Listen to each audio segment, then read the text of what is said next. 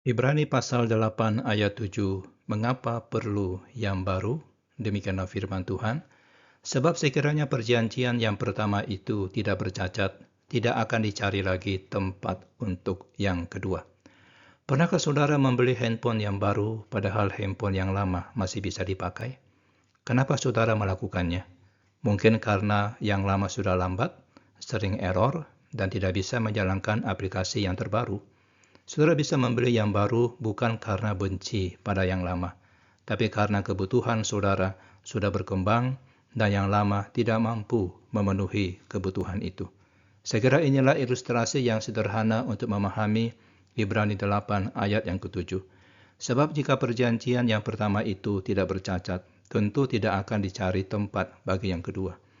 Nah, ayat ini mengajukan pertanyaan logis yang sangat sederhana tetapi mendalam. Kenapa Allah merasa perlu membuat perjanjian yang baru? Jika perjanjian yang pertama, perjanjian Musa, sudah sempurna dan tidak ada masalah, tentu Allah tidak akan repot-repot membuat yang baru. Fakta bahwa Allah berjanji akan membuat perjanjian baru melalui Nabi Yeremia, perjanjian ini adalah bukti bahwa perjanjian yang pertama memiliki keterbatasan. Kata bercacat di sini tidak berarti bahwa perjanjian Musa itu salah atau jahat. Perjanjian itu berasal dari Allah sendiri, berisi hukum-hukum yang baik dan benar, dan melayani tujuannya dengan sempurna pada zamannya. Tetapi, perjanjian itu memiliki keterbatasan yang mendasar, tidak mampu mengubah hati manusia secara permanen, dan tidak bisa menyelesaikan masalah dosa secara tuntas. Bayangkan perjanjian Musa seperti obat pereda nyeri yang sangat bagus. Obat itu benar-benar bisa mengurangi rasa sakit dan itu adalah hal yang baik. Tapi obat itu tidak menyembuhkan penyakitnya, hanya meredakan gejalanya. Setelah beberapa jam, rasa sakit itu kembali dan saudara perlu minum obat lagi. Perjanjian Musa seperti itu, bisa meredakan masalah dosa melalui korban-korban, tetapi tidak bisa menyembuhkan sumber masalahnya.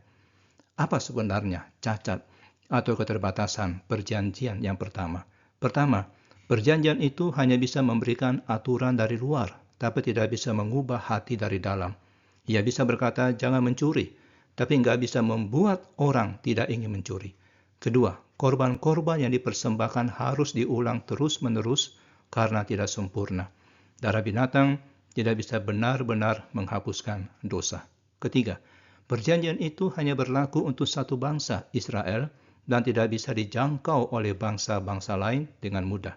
Keempat, perjanjian itu bergantung pada kemampuan manusia untuk menaatinya. Berkat atau kutuk ditentukan oleh apakah manusia bisa mematuhi semua aturan dengan sempurna.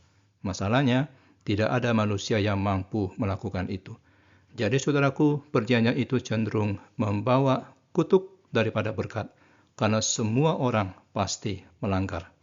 Saudara, Allah tidak mengubah rencananya, karena perjanjian yang pertama itu gagal. Sebaliknya, perjanjian pertama itu berfungsi sesuai dengan rencana Allah, yaitu mempersiapkan manusia untuk menyadari bahwa mereka membutuhkan sesuatu yang lebih baik.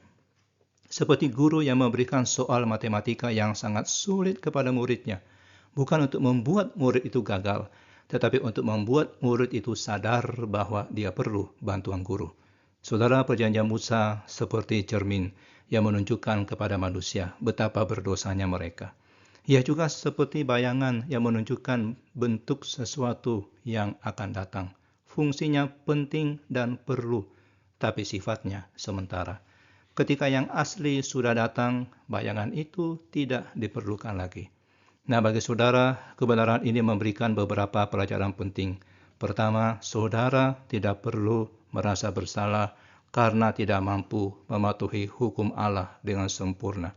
Memang itulah cacat dari sistem lama yang menuntut kesempurnaan yang tidak bisa dicapai manusia.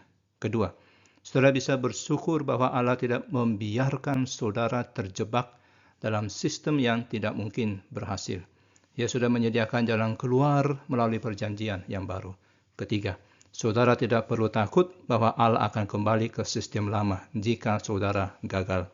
Alasan Allah beralih ke perjanjian baru bukan karena manusia terlalu nakal, tapi karena sistem lama memang tidak dirancang untuk menjadi solusi yang permanen. Keempat, saudara bisa hidup dengan tenang karena perjanjian baru tidak bergantung pada kemampuan saudara untuk sempurna, tetapi pada kemampuan Yesus yang sudah sempurna. Allah mencari tempat bagi yang kedua, bukan karena ia tidak puas dengan karyanya, tapi karena ia mengasihi manusia dan ingin memberikan yang terbaik. Seperti orang tua yang mengganti mainan anak-anaknya dengan yang lebih sesuai, seiring pertumbuhan mereka, Allah mengganti perjanjian lama dengan yang baru karena kasih-Nya yang ingin memberikan yang terbaik bagi anak-anaknya. Perjanjian baru tidak punya cacat, yang sama seperti perjanjian lama, yang mengubah hati saudara dari dalam, memberikan pengampunan yang sempurna, terbuka bagi semua bangsa, dan tidak bergantung pada kemampuan manusia, tetapi pada kasih setia Allah. Inilah sebabnya kenapa tidak akan ada perjanjian ketiga, karena perjanjian kedua sudah sempurna dan kekal. Kita berdoa. Bapa yang penuh kasih, terima kasih karena Engkau tidak membiarkan kami terjebak dalam sistem yang tidak mungkin kami patuhi dengan sempurna. Kami bersyukur bahwa Engkau telah menyediakan perjanjian yang baru dan lebih baik melalui Kristus. Ketika kami merasa gagal atau tidak mampu, tolong ingatkan kami bahwa perjanjian baru tidak bergantung pada kesempurnaan kami. Bantu kami hidup dalam kebebasan dan damai yang Engkau berikan melalui perjanjian yang tidak bercacat. Di dalam nama Tuhan Yesus, perantara perjanjian yang sempurna, kami berdoa. Amin.